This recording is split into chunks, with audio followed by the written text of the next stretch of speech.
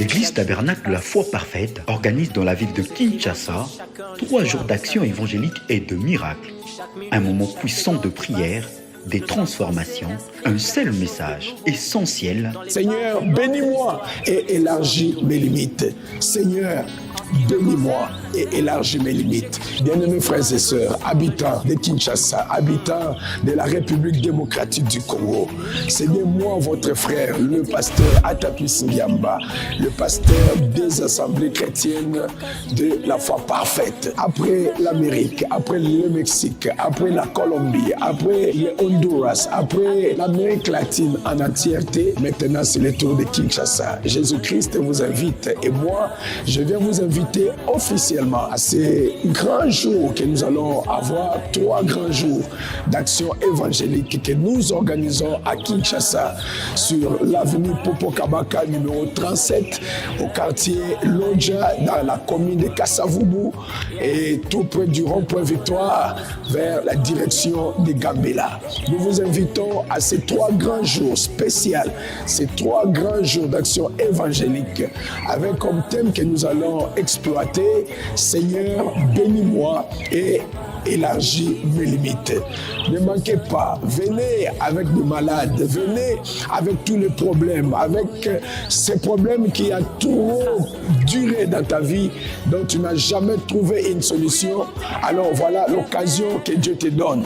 Ne manquez pas cette occasion. Amenez quelqu'un avec toi, amenez un membre de famille avec toi, amenez ton voisin, amène quelqu'un dont tu veux que Dieu puisse visiter dans sa vie. N'oubliez pas, ça sera du 23 au 25 avril 2026 à partir de 15h30. Ne manquez pas ces rendez-vous, ne manquez pas, c'est très important pour ton âme. Seigneur, bénis-moi. Ces 3 jours seront marqués par la puissance de la parole, la prière fervente. Venez vivre la puissance de Jésus-Christ. Plus d'informations sur www.atapisingiabaministries.org.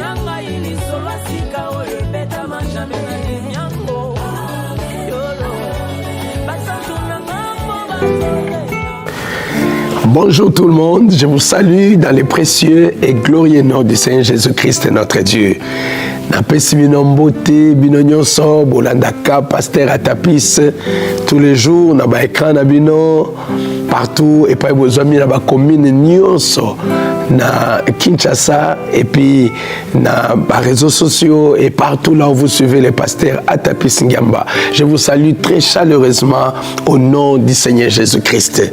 C'est bien moi votre frère le pasteur Atapis que vous suivez tous les jours, le pasteur des assemblées chrétiennes de la foi parfaite de Charlotte, de Greensboro et maintenant avec un grand projet pour Kinshasa. Alors je vous salue très chaleureusement encore une fois au nom du Seigneur Jésus-Christ.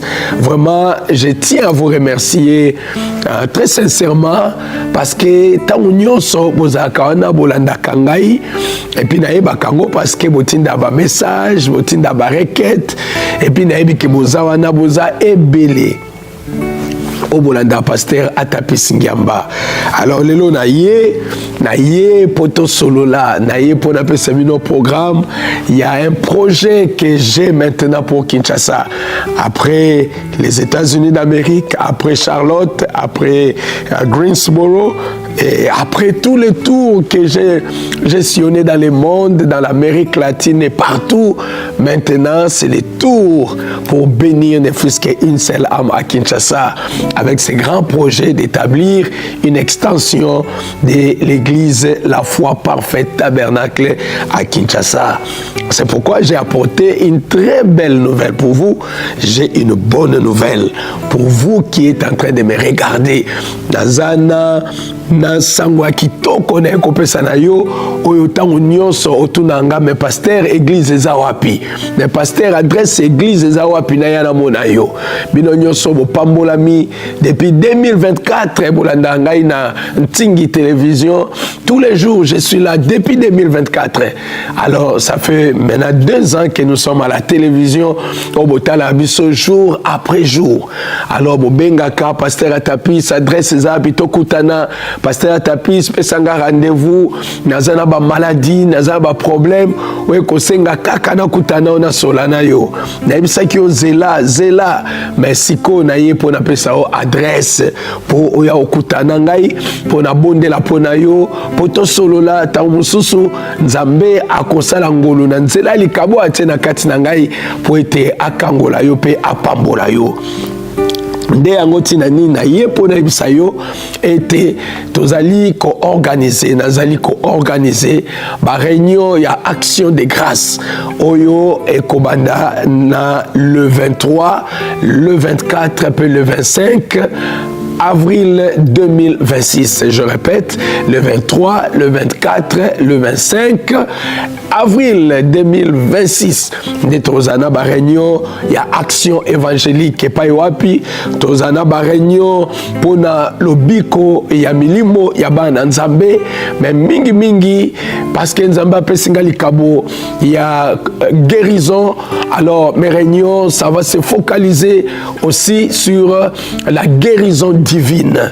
Donc ba réunion o nazo sala eza pona ko kangola mananzoto na ba maladie pona ko kangola mana minyololo ya satana na ba lien ya ba famille na ba délivrance ya amna yo ya vie na yo o umeli na kati ya losambo kenda losambo jour après jour mais kasi makamu mususu etambola te kasi ba maladie mususu ezo kende te kasi ba problème mususu ezo sila te ndeti na nini to yei nzambe atindi biso to ya pona yo pona amna yo pona délivrance ya amna yo ndeti na oto sa ba réunion oyo ba action évangélique na bengango action évangélique pambate ekozala kitoko mingi. Alors aux amis lulu moko pour na ba délivrance pour na guérison pour na lobiko ya milimo eza ba réunion oyo kozala po ete nzambe ayeba ko restaurer yo ayeba ko pambola yo ko kangola bomoi na yo ko kangola yo pe ko komisa yo nesika oyo yo ye moko alingi ete akoma na yo eta mususu yebi mutu aume na kati na pasi na bokono aume na kati ya ba situation compliquée aume na kati ya milimo eza ko déranger na butu na ba mari de nuit ba femme de nuit ba réclamation lolenge moko to mususu ndeti na nini otokosa ba réunion oya ba action évangélique pour ete nzambe ayeba na ko kangola yo nzambe ayeba na ko restaurer vie na yo nzambe ayeba na ko arrêter ko calmer tempête na kati ya bomoi na yo pour ete yo pe ozana esengo eza pamba te nzambe a déplacé biso ko uta na États-Unis d'Amérique ko ya kino na Kinshasa pona yo kozanga ba réunion otende ko ngai kozanga tende ko mwasi kozanga tende ko mobali eza ba réunion pour na délivrance pour na ko délivrer yo na milimo nyonso o dérangeaka yo milimo yo ba ebisi yo gêné ba ebisi yo matabangomba ba ebisi yo sala nyonso sala ki mekasi yango ezo sila te ba problème ezali yaka lisusu epai na nzambe yaka topesa nzambe encore une autre chance yaka tomeka lisusu pendant ces journées il y a action évangélique et au banda le 23 le 24 le 25 avril 2026. Et puis le 26 avril, c'est alors que Toko Fongola officiellement notre église, il y a Kinshasa, tabernacle de la foi parfaite. Donc, dans la réunion évangélique, comme je l'ai dit, nous avons 3 jours d'action, 3 jours d'action évangélique. Ça veut dire que ça va commencer du 23, le 24 et le 25 avril 2026. Et le 26 avril, ça sera l'ouverture officielle de notre tabernacle de la foi parfaite de Kinshasa. Le 23, le 24, le 25, ça sera un jeudi, un vendredi et un samedi. Et les réunions commenceront à partir de 15h30. Donc, de 15h30, nous allons être là pour avoir des réunions, les réunions d'action évangélique pour le salut des âmes, pour la guérison de ton corps, pour la délivrance de ta vie, pour la restauration de ta vie, la délivrance de ton foyer, foyer, la délivrance de ton mariage, la délivrance de tout ce que tu vois comme si c'est bloqué. Alors le Seigneur, il a pensé à toi et il a organisé. Ce n'est pas Atapis qui l'organise, mais le Seigneur Jésus, il a organisé 3 jours d'action évangélique justement pour toi. Alors, les thèmes de notre, ce que nous allons exploiter pendant ces 3 jours d'action évangélique, ça sera Seigneur, bénis-moi, élargis mes limites. Yahweh Nzambe, pambola pengaite, ngonge koki, na pambwama, na katamvula o, na pambwama, pe oyesa, élargis mes limites. Pambola ngai Nzambe, komisanga pe mutu munene te, na umeli pe na kata situation ezobongwana te, na umeli pe na kati ya situation oyo ndeko na ngai kozanga te zwa bandeko na yo mema bakamarade na yo mema bavoisin na yo place eza limité place eza mingi te place eza limité alors kozanga te na mokolo wana mpo na guérison na yo mpo na délivrance na yo en tout cas ozanga te mema camarade na yo ya classe mema camarade na yo ya ndaku mema voisin na yo Seigneur bénis-moi Yahweh Nzambe pambola ngai bénis-moi et élargis mes limites, Seigneur. Bénis-moi et élargis mes limites. Alors, ça va se tenir sur l'avenue Popo Kabaka numéro 37 dans le quartier Lodja et c'est dans la commune de Kassavubu vers la référence et la direction vers Gambela. Alors, l'adresse, c'est comme vous le voyez dans la fiche, vous le voyez écrit dans vos petits écrans. Ça sera sur l'avenue Popo Kabaka numéro 37. Ce n'est même pas loin du rond-point Victoire. Avenue Popo Kabaka, numéro 37, quartier Lodja, dans la commune de Kassavubu. Au Pobungate, Zwaga direction Zokende vers Gambela. Ndi okomona bisoto ozalawana. Kobo Sanate et au bandana 15h30 tous les jours, le 23, le 24, le 25 dans une réunion, il y a action évangélique au bandana 15h30. Seigneur bénis-moi, Yahweh pamolangai, Yahweh élargis mes limites. Oh Jésus bénis-moi, délivre-moi de cette affaire, délivre-moi de ces problèmes, délivre-moi de cette maladie, délivre-moi de cet esprit qui m'a embêté pendant 10 ans, pendant 20 ans. Délivre-moi, Seigneur. Délivre-moi. Bien-aimé, au tamboli, bipai na bipai, au luki bipai na bipai, et puis au monaki, t'es compliqué. Yaka, au PC sous nzambe chance. Yaka, nzambe aza capable, yako délivrer yo. Aza capable, yako pambola yo. Aza capable, yako élargir ma limite na yo. Aza capable, nzambe, aza na makoki, ya osala o mutakoki osala te. Netina nini, yemokoko Yesu Christo, a organisé pour nous 3 jours d'action évangélique. Ma réunion, il y a guérison. Ma réunion, il y a délivrance. Ma réunion, il y a restauration. Ma réunion, il y a guérison. Kozanga te pour la guérison. Kozanga te pour la restauration. Kozanga te pour tenzambe bako komema yo kolongola yo ko utana molili pe komema na pole. Ozape na droit ya kozana pole. Ozape na droit ete yo pambolama.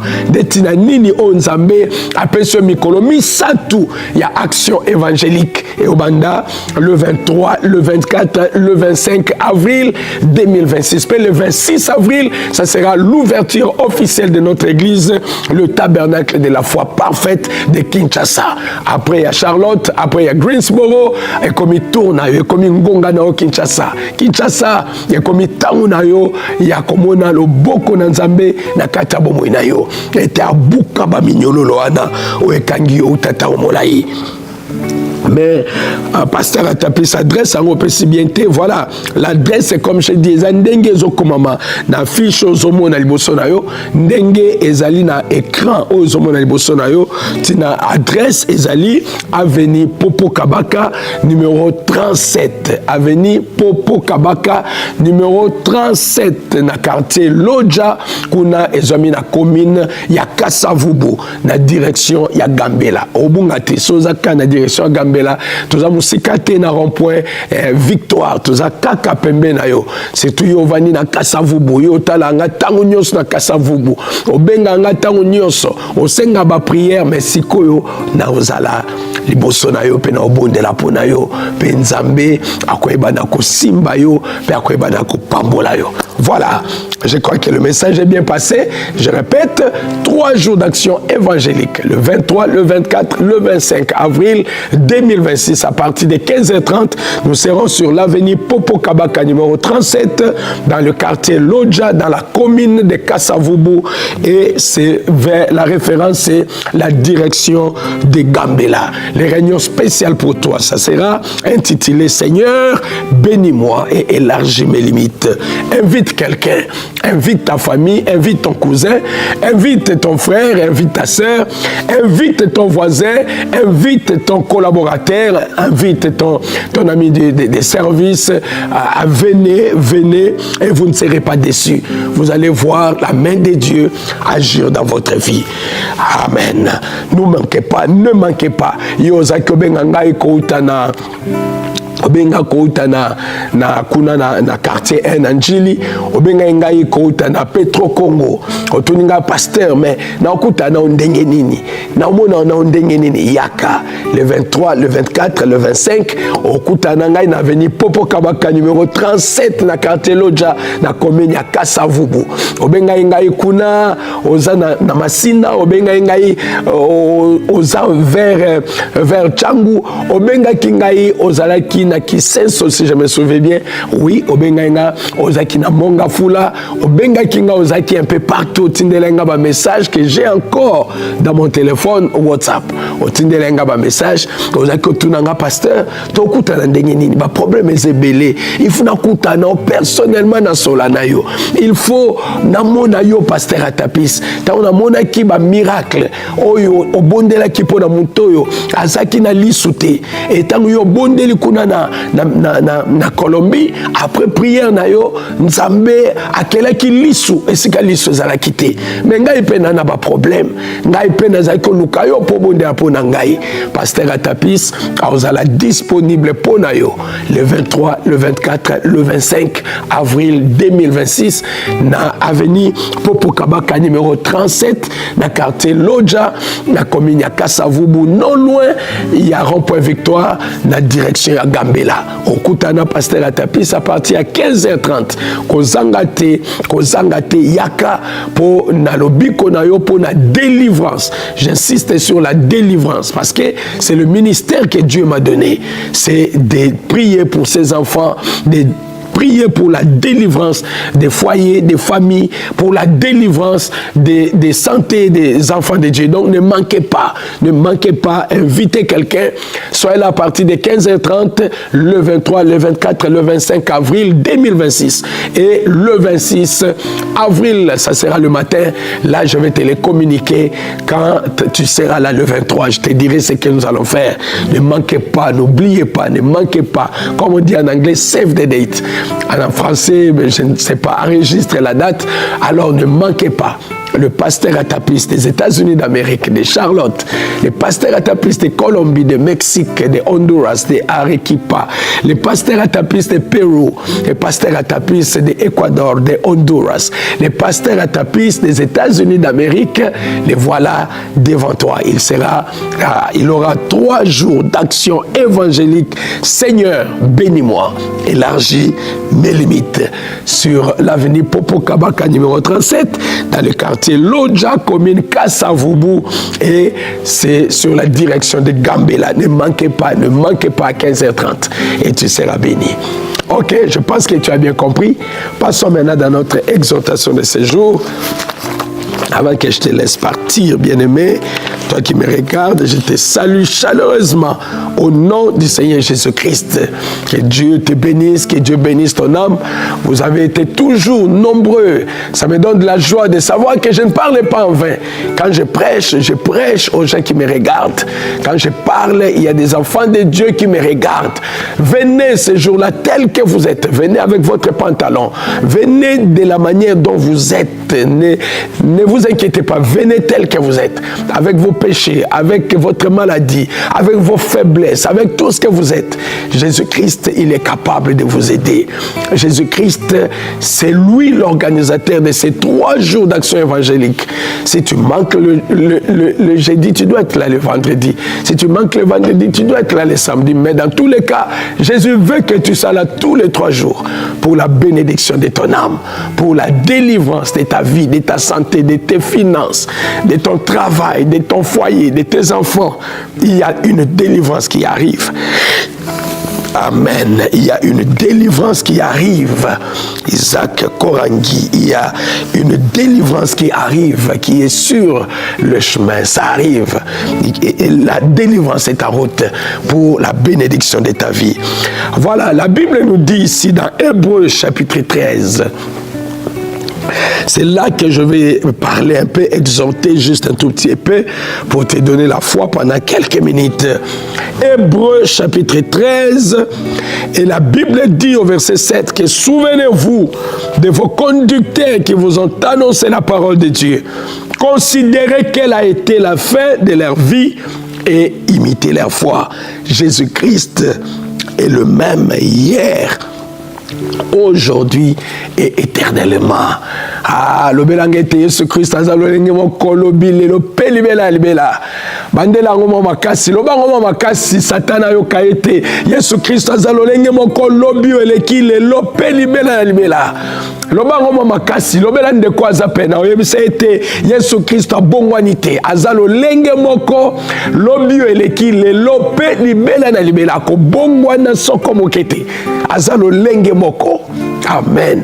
Yesu Christ abongwanaka te, bato na mokili nde babongwanaka. Mais Yesu Christ abongwanaka te. Ata ndenge nini Yesu Christ azalolenge moko lobi lelo pe libela libela. Ba problème ozo tungisa yo, mikakatano eza na kati ya vie na yo.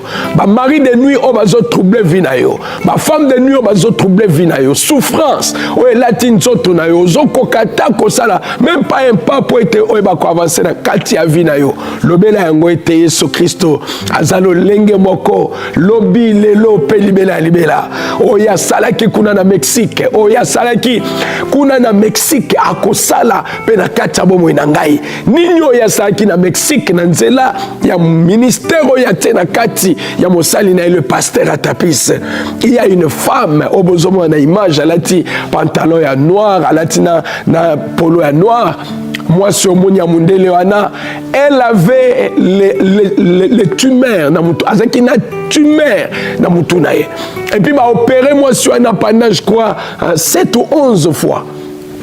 Mais tumeur wana eza kozonga kaka. Tumeur wana soke kei ezongi. Ba opéré ye kei ezongi. Au point que tout autant voyez evandi awa nakati ya cerveau na ye evandi ko ba nerf na ye. Alors tant evandi li ba nerf eza ko empêcher ete ba membre na ye inférieur eza capable ya ko bouger. Ndeko nanga mwasi ndeko nanga mobali. Mwasi ozomona o wana omoni o naza kotambo na ye wala ti pantalon noir alati na polo noir.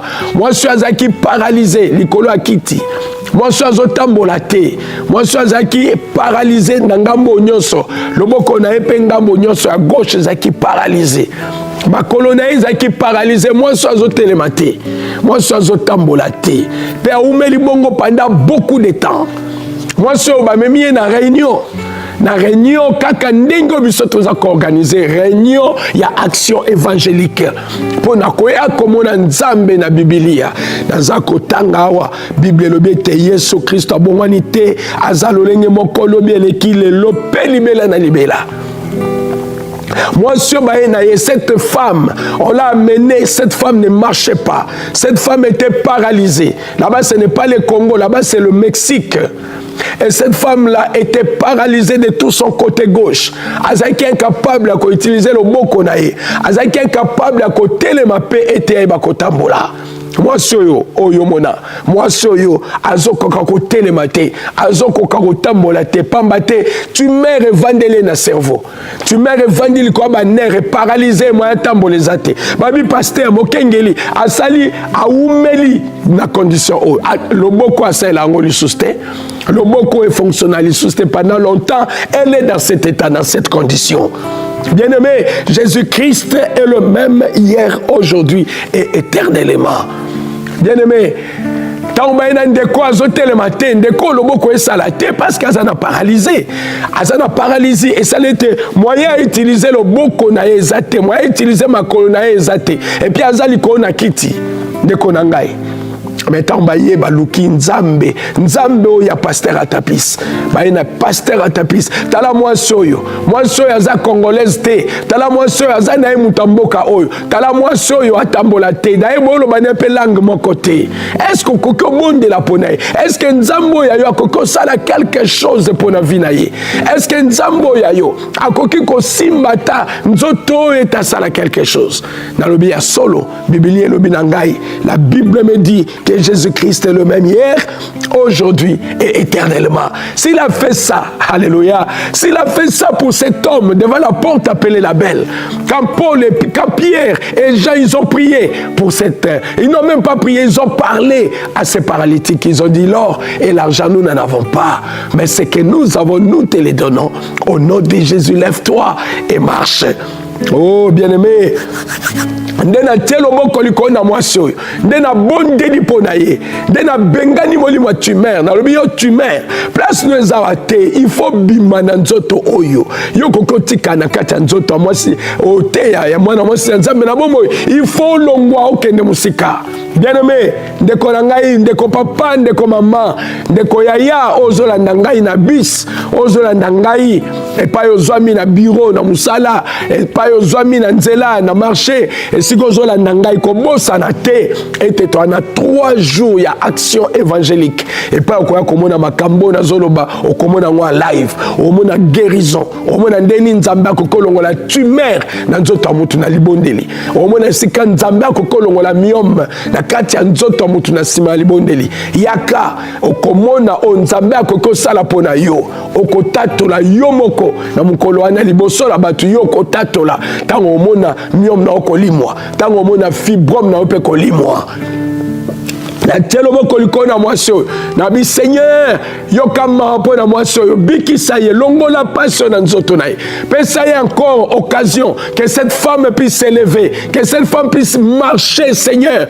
salangolu ete mwana mwasi oyo ayeba kobika pe ayeba kotambola lisusu nzambe na kati na mawa na ye na bolingo na ye nzambe alongoli tumeur oyo ezaki na cerveau nzambe alongoli yango nzambe neti baloba na anglais it was vacuumed.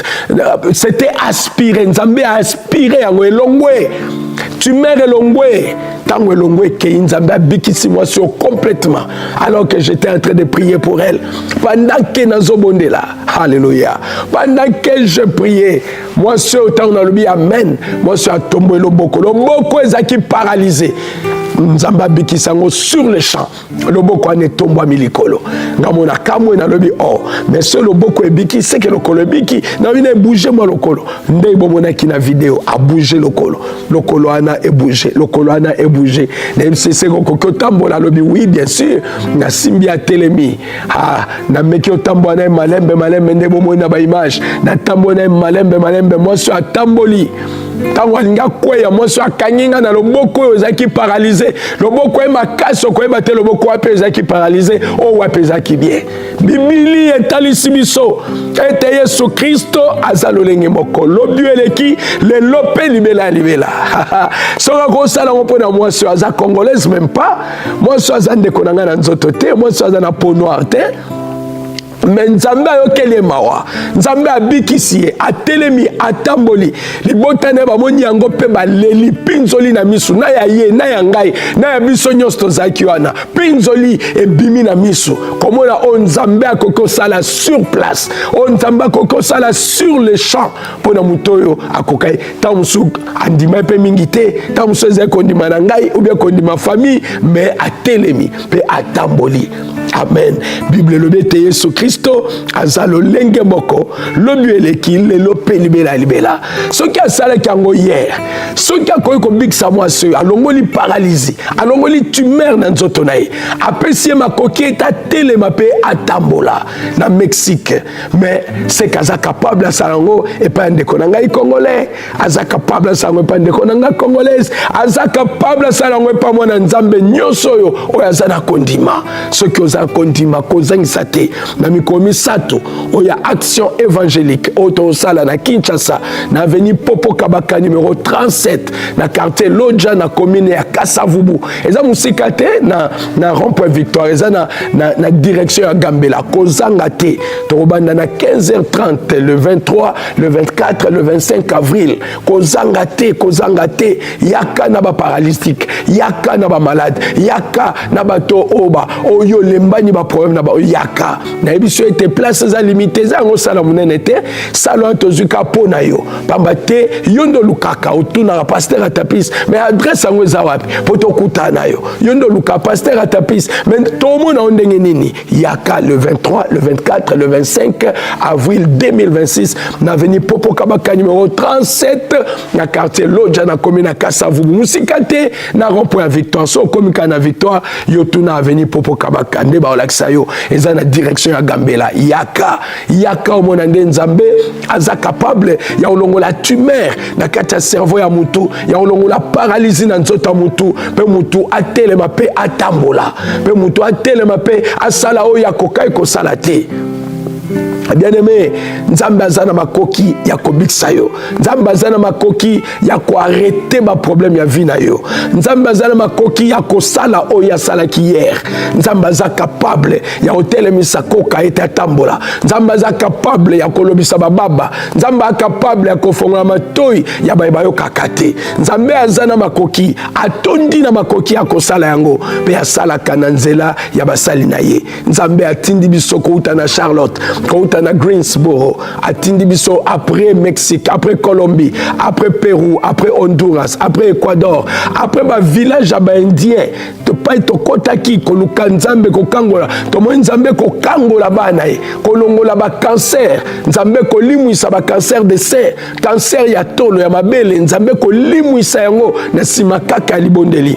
Na sima libondeli, to mo nzambe ko longola ba fibrome na kati ya mabumu ya bana ya basi. Ko longola ba myome na kati ya libumu ya bana ya basi ba image eza obozomona wana eza na Congo te wana eza na mboka bapaya na mboka mindele nde pa ozomona nzambe kolongola ba maladie na kati ya nzoto bato omona nzambe kolongola cancer de sein ozomona nzambe kolongola ba cancer kolongola ba myome na ba mboka o bato bandima te na ba mboka o kondima bato eza malili na ba mboka o malili eleki mais nzambe azana makoki ya kosala quelque chose pour na bango azana makoki ya kofongola matoi ya bayoka te pe bayoki afongoli matoi même ya ba indien bato baza koyoka te mutabotami ayoka te indien botami na mboka na ye ayoka te mais na sima ya libondeli nzambe na yo nzambe na pasteur Atapis aza capable ya kofongola matoi aza capable ya kofongola miso ya bayebamona te aza capable ya kodelier langue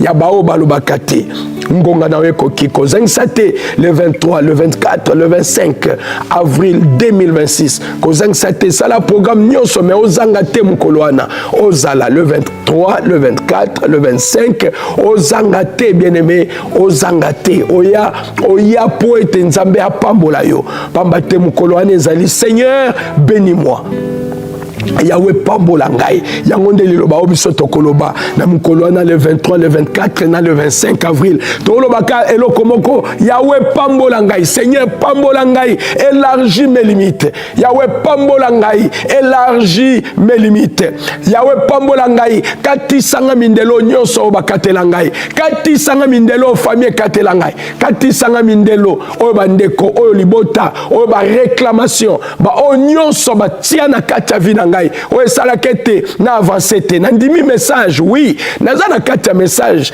ya temps de la fin na ume na kati ya église oui nandimaka nyonso bateyaka o nyonso bateyi nga nandimaka mais problème na ngai nde esilaka te mais maladie na ngai esilaka te mais bokono na nzoto na ngai esilaka te. Seigneur délivre-moi katisanga mindelo oyo bakatela ngai komisanga musika komisanga epai oyo nalingi nakoma na yo Seigneur pambola bomoi na ngai longola libabe oyo ezali kona vie na ngai nde yango tosenga na Nzambe le 23 le 24 le 25 avril 2026 kozanga te yaka na baninga na yo. Amène tes amis, amène les voisins, amène les malades, amène les problèmes, amène pas chez le pasteur Atapis. Malheureusement je ne peux pas te guérir, je ne peux pas enlever la maladie de toi, mais il y a un Dieu qui se sert de ses serviteurs pour être bakokango la banae. Ils en nzambe moko apakolaka baumbuna ya pesi bango makabo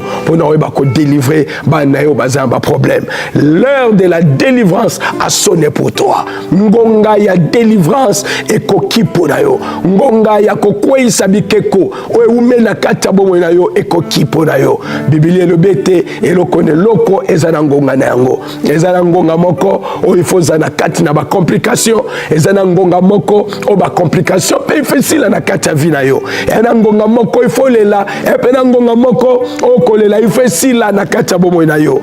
Amen. Yesu Kristo azalolenge moko lobi lelo pe libela na libela. Biblia lobi tabisawa na Marc chapitre 4. Marc chapitre 4. La Bible dit ceci. So on dit dans verset 35. On était Bible lobi était na mukolo moko wana na pokwa. Yesu alobi na bango to kati sato kenekino na ngambo mususu. Passons à l'autre bord. Après avoir renvoyé la foule, ils le menèrent dans la barque où il se trouvait. Il y avait aussi d'autres barques avec lui. Yesu alobi na bango to katsa to kenkino na ngambo mususu o ezaki mutu tenda zoloba o ezanzambe Yesu ndalobi na bango to katisa to koma kino na ngambo mususu. Mais pendant que bazako tambola Biblia alobi na biso ete pendant que bazako tambola bien-aimé il s'éleva un grand tourbillon mupepe telemi makasi tempeto ya makasi wana etelemi pendant que bazokati sapo koma de l'autre côté alors que baosala ngo na commandement ya Nzambe baosala ngo na ordre ya Nzambe alobi tokende e bango tinde balobi tokende ya Nzambe alobi tokende. Mais nabokei na bango troublé nabokei na bango tourbillé nabokei na bango malédiction ekoti nabokei na bango tala mapamboli ekei nabokei na bango problème ekoteli bango na nzela bazwe bate nzela nini fo bazwa bayebi eloko baosala te nabokei na bango ekomi compliqué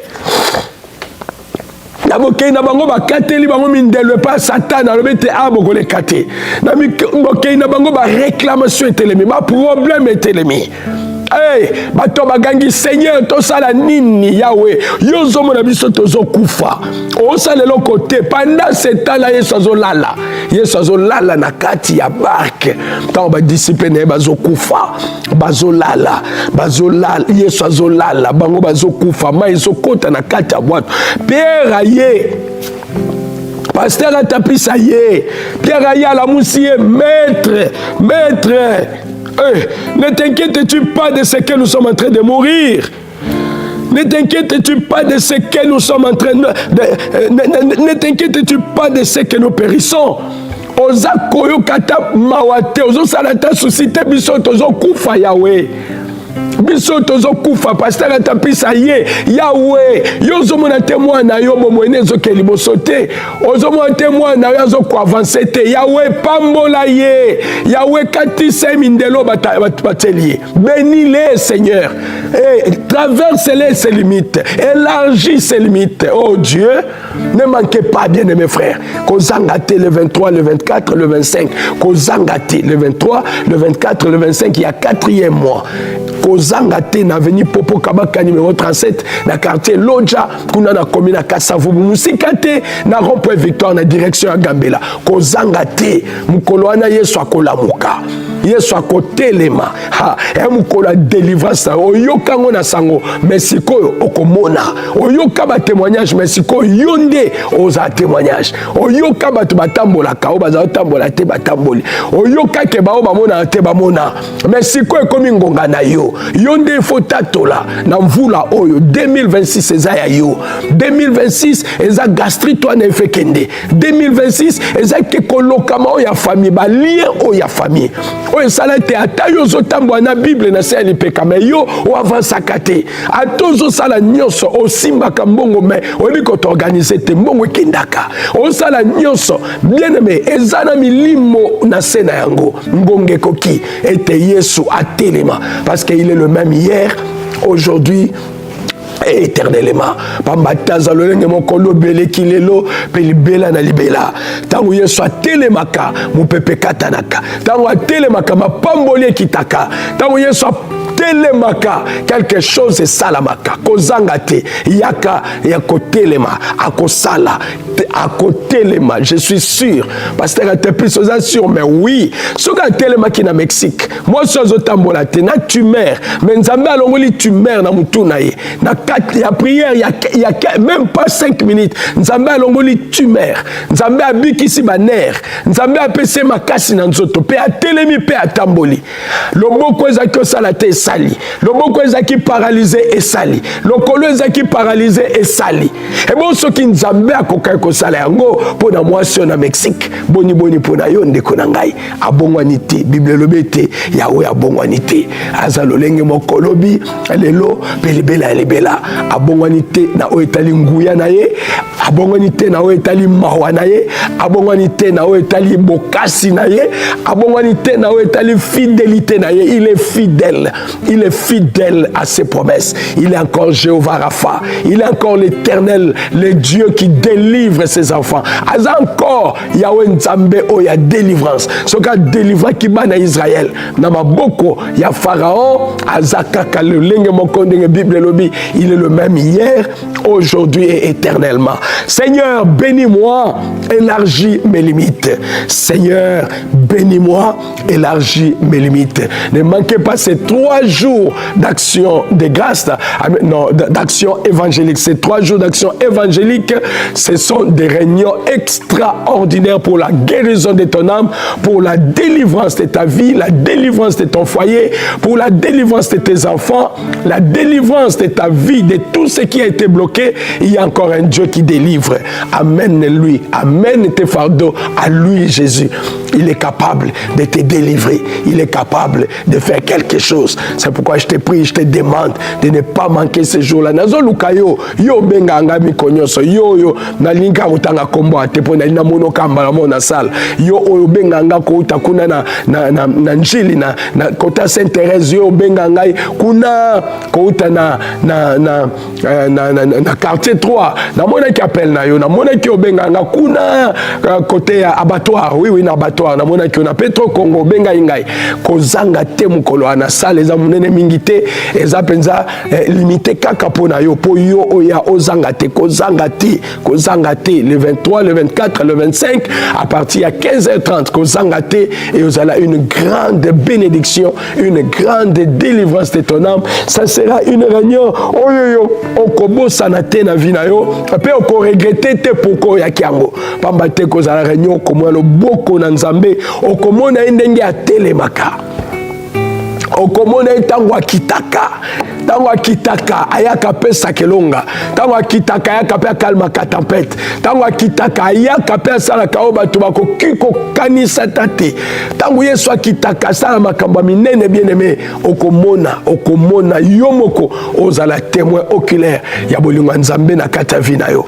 omona ndenga koko délivrer yo omona ndenga koko bénir yo omona ndenge ni akoki ko élargir encore ba limite na yo ba mindelo ba abatela yo nzambe akopikola yango mpe ayesi yango molai apamboli yo nzambe akopikola balimite nyonso batrasa na kati ya vi na yo Seigneur Jésus akolongola yango akopikola yango mpe apesi yo elonga oyo ata yo kuta ozela yango te mais bien aimé kozangisa te koya yo moko te yaka na papa yaka na mama yaka na voisin amène ton voisin amène ton ami du travail amène ton ami de l'école amène ton frère amène ta sœur amène ces problèmes là non pas chez le pasteur Atapis mais venez chez le Seigneur Jésus-Christ yake pa Yesu yake pa nkolo Yesu Christo ana posa bokuta na yo na ye aza posa yo na ye bosola quand même ça fait longtemps bosola te ça fait longtemps asunga okala yaka bokuta na asunga yo alongola yo na kimobola oyo akomisa yo na bomo ya malamu